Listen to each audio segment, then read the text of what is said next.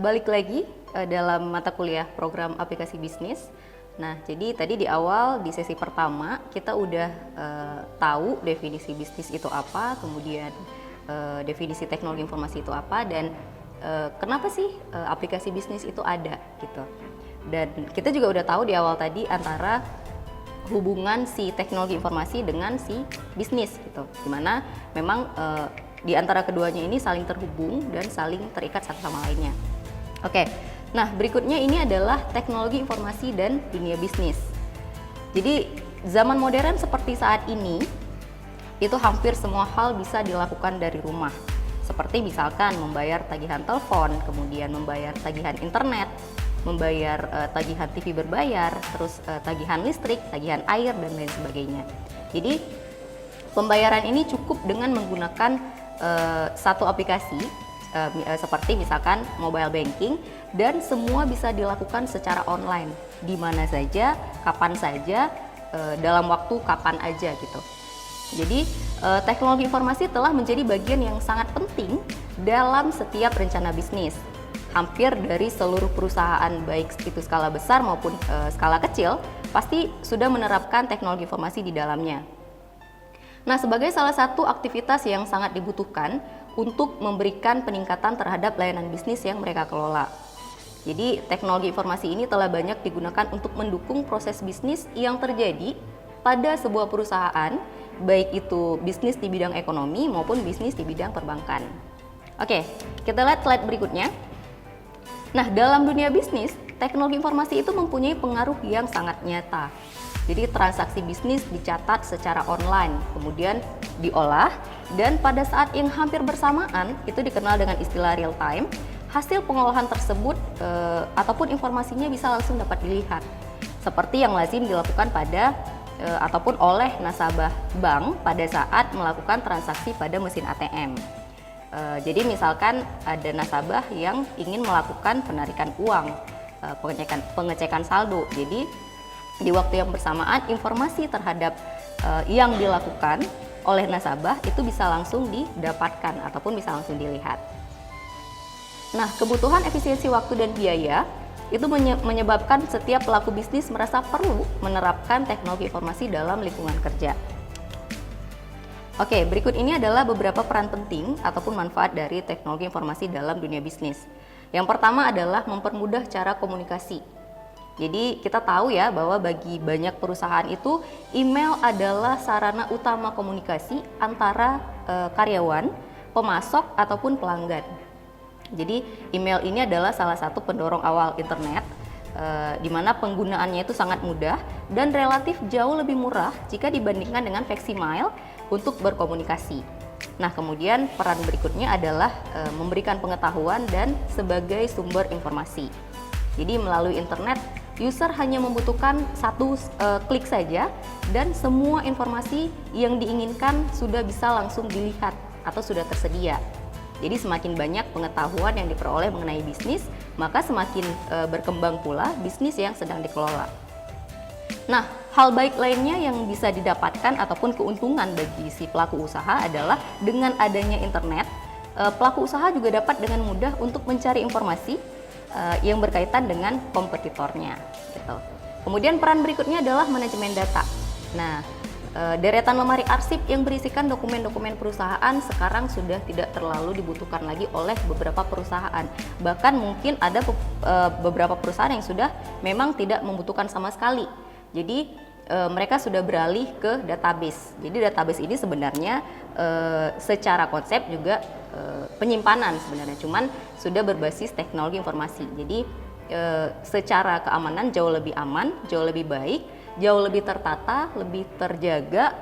Seperti misalkan jika ada banjir atau apa, kebakaran misalkan, jadi data-data yang sudah ada dalam database masih bisa ataupun pasti akan bisa diselamatkan ketimbang yang masih menggunakan kertas seperti itu.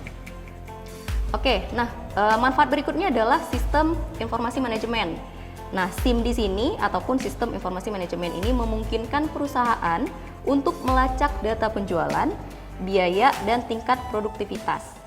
Nah, informasi ini dapat digunakan untuk melacak profitabilitas dari waktu ke waktu, memaksimalkan laba atas investasi, dan mengidentifikasi bidang yang perlu perbaikan. Nah, manfaat lainnya itu adalah customer relationship management.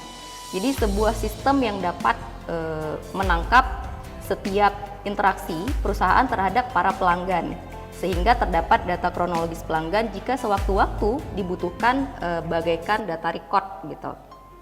Nah, salah satu contohnya adalah pelanggan yang menghubungi call center. Jadi ketika mendapatkan sebuah permasalahan mengenai informasi pengiriman barang yang dipesan misalkan gitu ya. Nah, dengan adanya si CRM ini, maka staf perusahaan dapat segera memberitahukan keberadaan barang pesanan pelanggan. Oke, manfaat lainnya adalah aktivitas bisnis yang bisa terjadi selama 24 jam.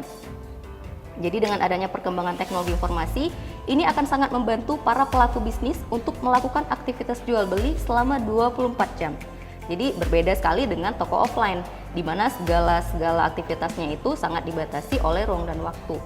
Jadi mungkin jam operasionalnya hanya bisa dari pagi hingga siang atau hingga sore, sementara dengan adanya bisnis yang telah dikombinasikan dengan teknologi informasi ini, aktivitas bisnis dapat berjalan selama 24 jam.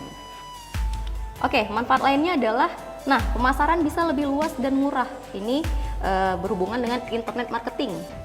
Terus kemudian ada perubahan desain. Nah, perubahan desain ini bisa disimulasikan ataupun dicoba-coba dulu tanpa takut rusak atau kehabisan bahan. Nah, biasanya aplikasi yang digunakan di sini ada Photoshop, Paint, dan lain sebagainya. Kemudian promosi bisa lebih menarik dan bisa jauh lebih gampang, apalagi dengan adanya bantuan sosial media seperti saat ini. Dan hal ini juga bisa mengurangi cost ataupun biaya, di mana kalau dulu promosi harus menyebarkan brosur, sekarang sudah bisa melalui sosial media. Kemudian pengelolaan keuangan lebih cepat dan mengurangi risiko penyelewengan. Biasanya ini berhubungan dengan aplikasi akuntansi. Lalu pelayanan bisa lebih cepat. Jadi contohnya misalkan di kasir yang tidak perlu lagi mengetik kode barang. Jadi cukup scan barcode aja, maka semua informasi tentang suatu produk, tentang suatu barang langsung ditampilkan. Oke, berikut ini beberapa jenis-jenis bisnis di bidang IT. Yang pertama adalah software house, yaitu sebuah perusahaan yang bergerak dalam bidang software development. Jadi requirement yang dibutuhkan oleh sebuah software house ini adalah sistem informasi ini harus mampu menangani beberapa aspek dasar dalam setiap perusahaan. Di antaranya adalah kepegawaian, transaksi project, dan inventaris perusahaan. Kemudian jenis kedua adalah konsultan IT. Ini juga menjadi bagian penting dalam sebuah bisnis yang berbasis teknologi, di mana bisnis konsultan IT ini adalah bisnis yang bergerak di bidang jasa, di mana seorang konsultan memberikan saran kepada klien teknologi informasi apa yang harus digunakan untuk memenuhi sasaran bisnis, menyelesaikan suatu masalah, atau memperbaiki struktur pada sistem IT.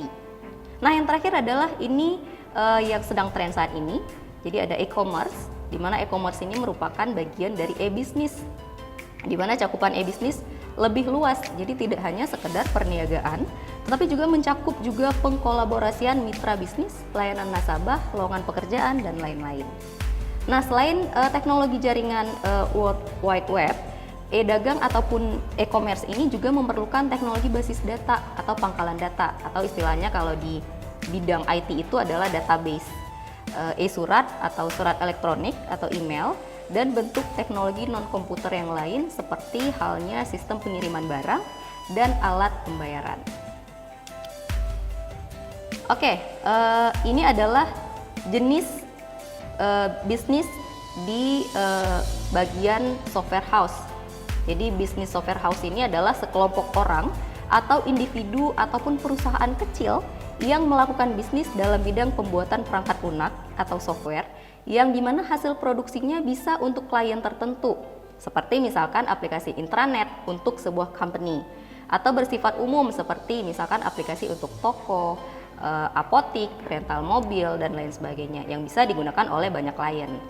Nah, produk yang dihasilkan bisa spesifik untuk klien tertentu, seperti misalkan aplikasi marketing untuk sebuah perusahaan, atau yang bersifat umum, seperti aplikasi untuk toko, supermarket, warnet, dan sebagainya, yang bisa digunakan oleh banyak klien.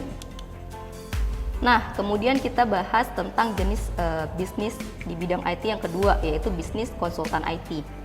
Jadi ada beberapa modal utama untuk membangun bisnis konsultan IT. Yang pertama itu harus mempunyai wawasan dan keahlian di bidang komputer. Jadi pengetahuan serta keahlian mumpuni dalam mengoperasikan komputer. Nah, perkembangan teknologi yang sangat cepat menuntut seorang konsultan harus senantiasa mengikuti setiap tren dan peluang teknologi yang akan datang. Kemudian harus memiliki perangkat komputer. Jadi salah satu perangkat wajib yang harus dimiliki untuk membangun bisnis konsultan IT adalah komputer. Kemudian harus mempunyai jaringan internet. Jadi internet diperlukan untuk memperluas jaringan bisnis atau promosi, serta mencari berbagai dukungan yang berhubungan dengan proyek dan informasi klien yang sedang ditangani. Oke, untuk sesi berikutnya kita lanjutkan setelah pesan-pesan berikut ini.